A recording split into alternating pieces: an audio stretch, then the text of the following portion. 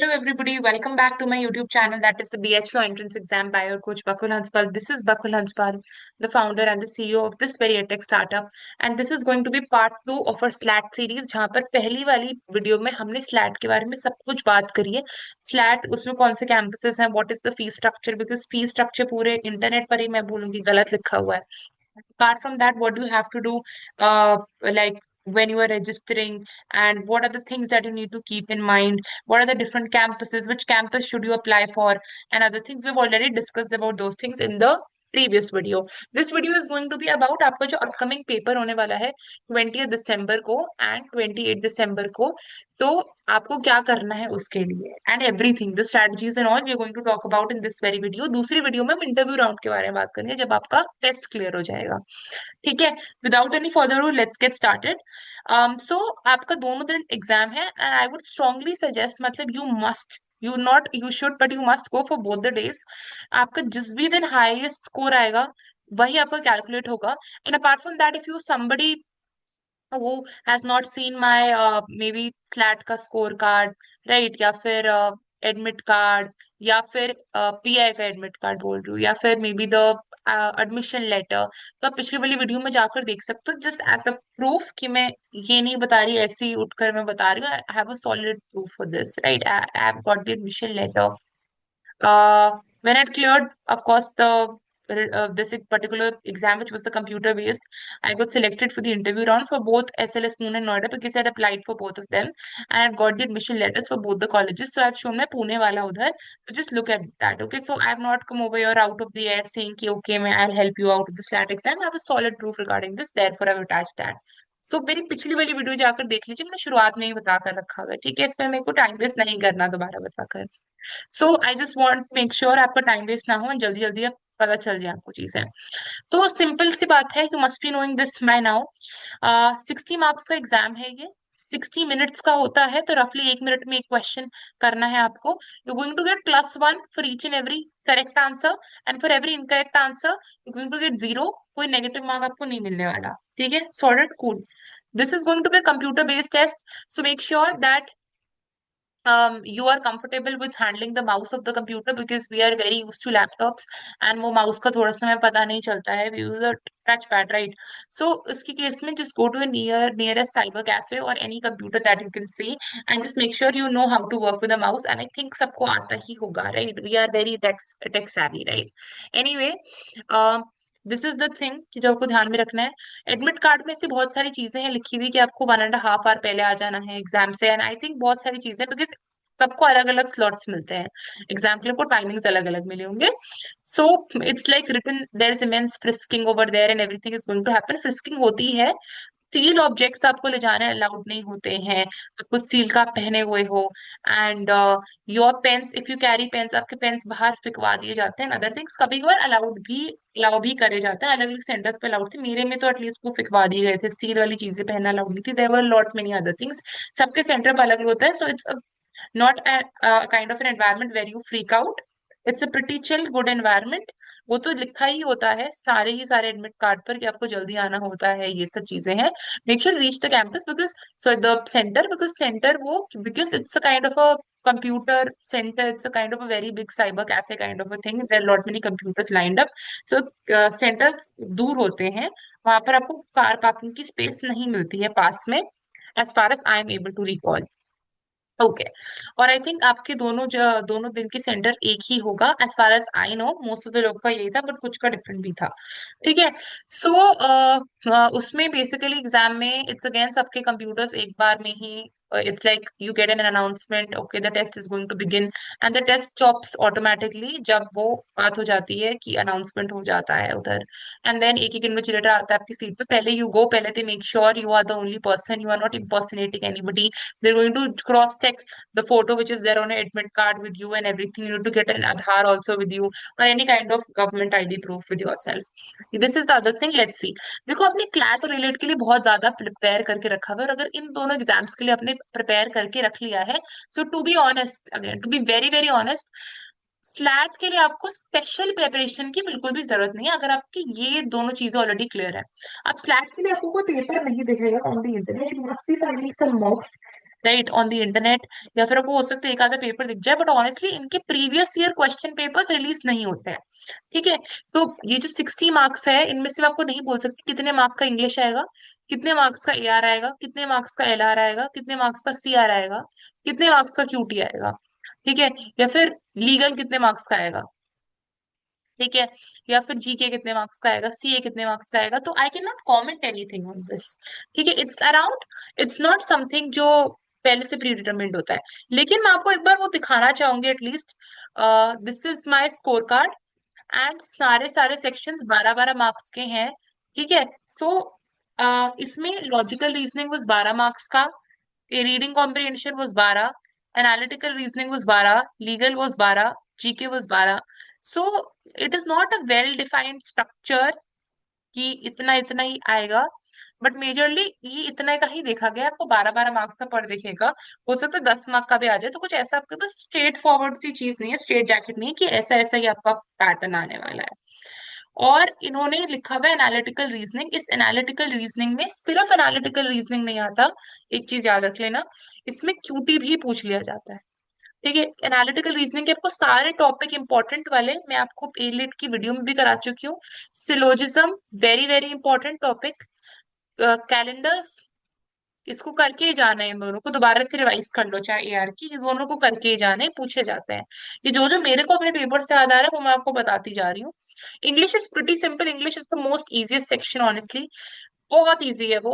आप क्वेश्चंस पहले पढ़ लो, फिर पैसेज पढ़ लो, आपको आंसर दिख जाएगा। मेजरली वो ऐसे ही होता है कि डायरेक्टली उठा कर ही दिया होता है आपको ऑप्शन, तो इसमें कुछ वो नहीं होता दिक्कत की बात।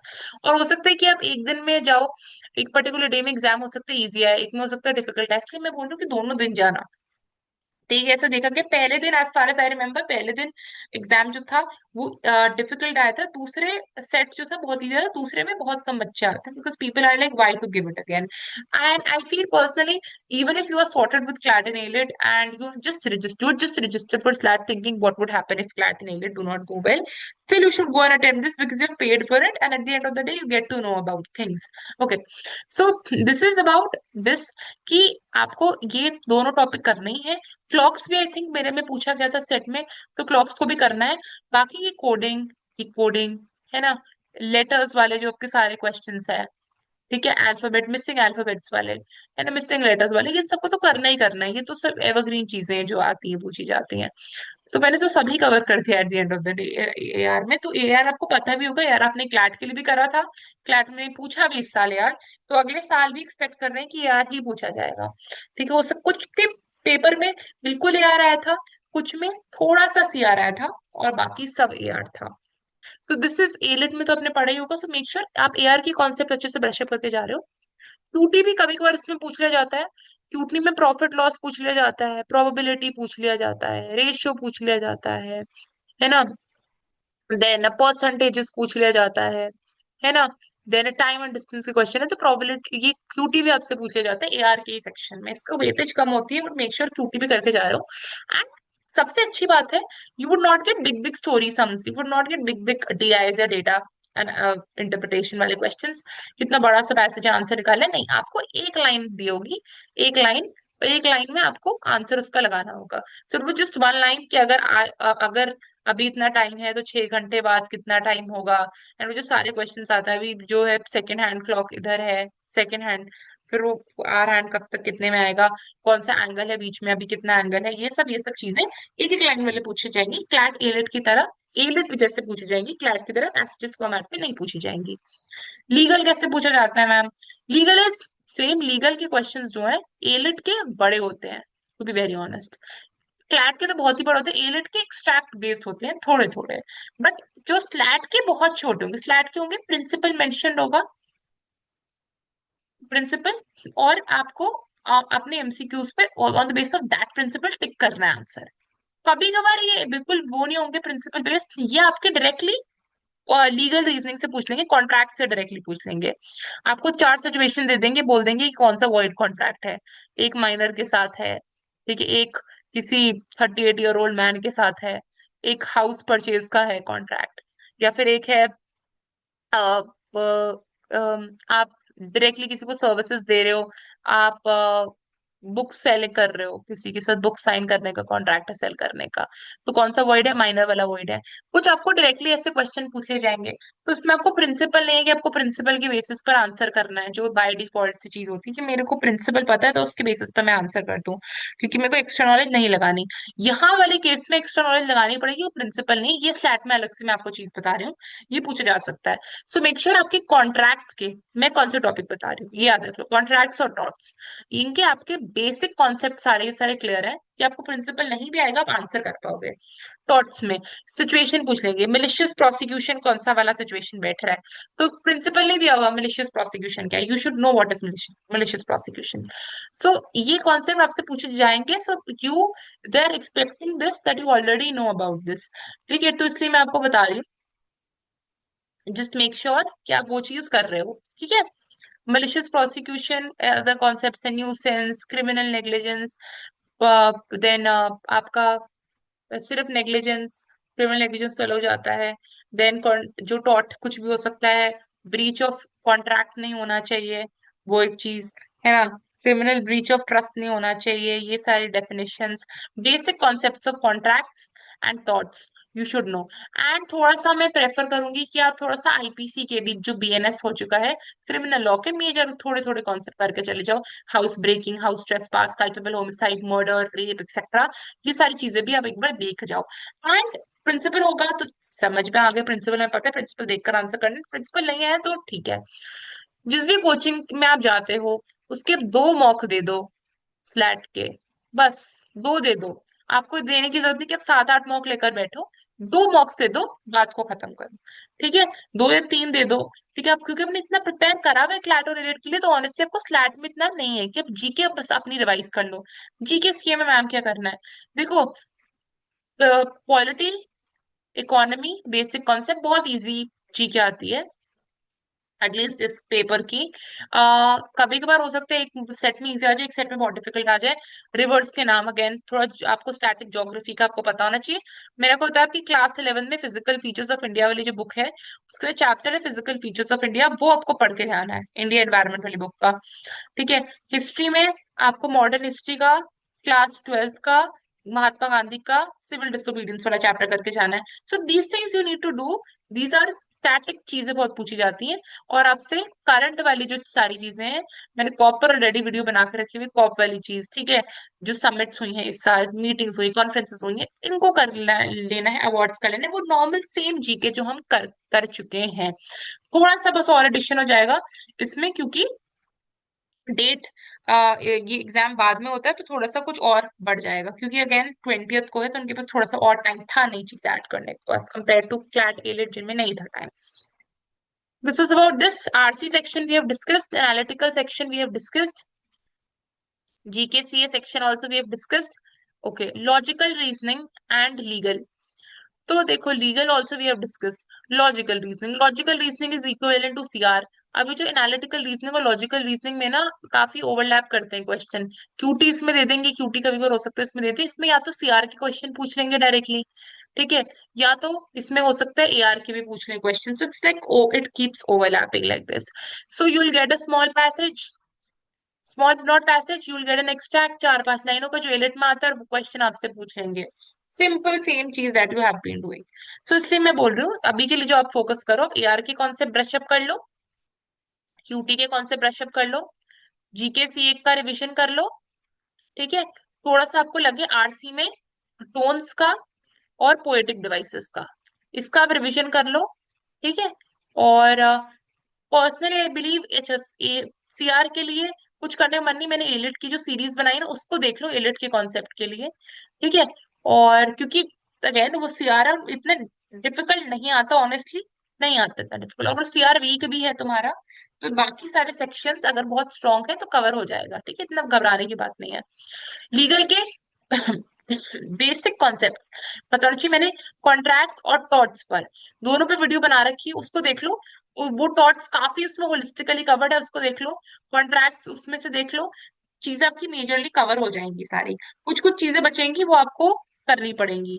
ठीक है, जैसे कॉन्ट्रैक्ट्स में आप नेट पर निकाल कर बेसिक नोट्स पढ़ सकते हो। कॉन्ट्रैक्ट से इतना डिटेल में नहीं जाना कि मैं सेक्शन लर्न करने लग जाऊं।